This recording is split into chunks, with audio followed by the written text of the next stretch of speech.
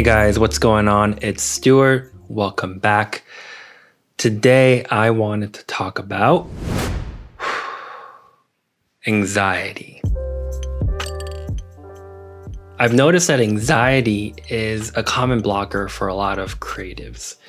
When it comes to making a career transition, getting that first job, or getting that big client, sometimes it's about getting that promotion at the place you work, but oftentimes it's about trying to showcase your ideas that you work so hard on.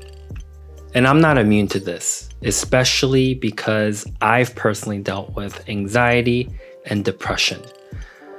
But over time, I've been getting a lot better at addressing it, and I've come up with some practical things that I do to help me take baby steps towards my goals, and it's been unbelievably helpful in breaking that vicious mood cycle, going from anxiety to depression and then back around again.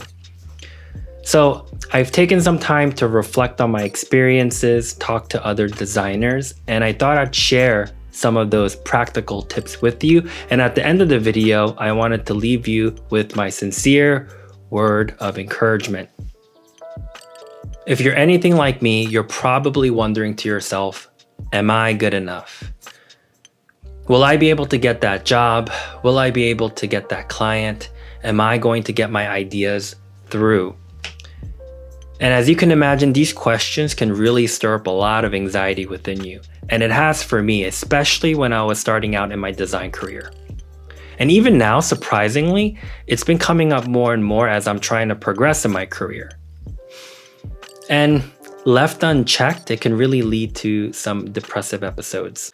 But what I realized over time is that, and this is a major breakthrough for me, is these questions are the wrong questions to ask.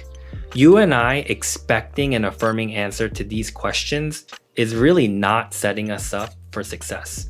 And the reason is you're basically asking to be selected when in fact the reality is you may not be selected. And if you're doing this right, there may be people who either don't need your services or just don't like your work or disagree with you. And that's perfectly fine. So when I thought about it, at the core, the question behind the question that I really wanted to ask was, is there a spot for me? Is there room in the creative industry for my type of work and the stuff I want to do? Nowadays, all things tech and internet are expected to have good user experiences. With so much engagement now happening through the phone and the computer, design is increasingly an important part of businesses. As a result, there are just so many different types of roles and companies that it's really hard for me to imagine that you won't be able to find your place. The way I see it, there is room in the creative industry for your brand of creative.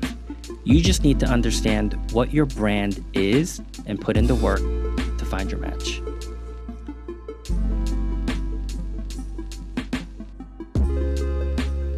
So I'll open up about my personal battle when I was getting started in design.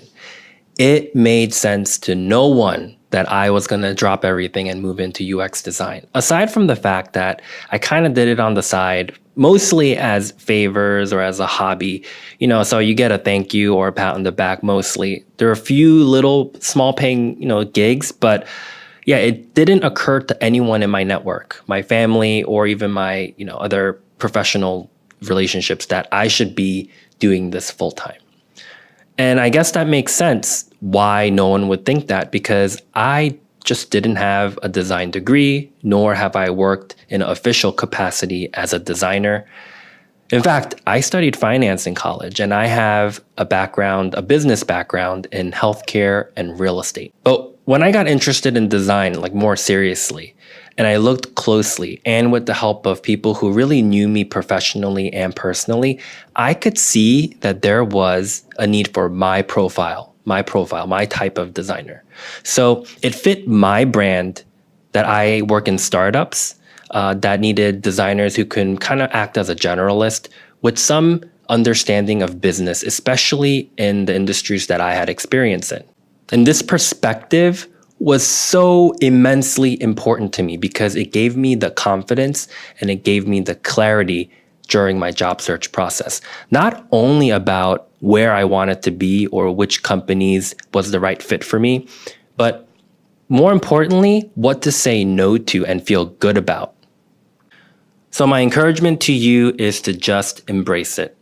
Don't focus on what you're lacking, focus on what you can actually offer. The other stuff, you can just work on it as you go.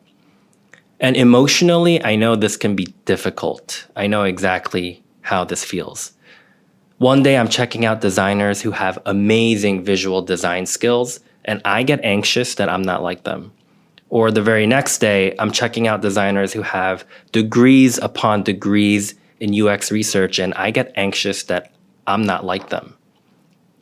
But you gotta hit pause for a little bit, take a breather, and just realize that everyone, all of them who you look up to, have started somewhere. And that's exactly what you're doing. You're just getting started. So leverage your past experiences, get comfortable with your color, your profile of creative. And I think when you do, you're gonna have a more purposeful and exciting time finding what's right for you.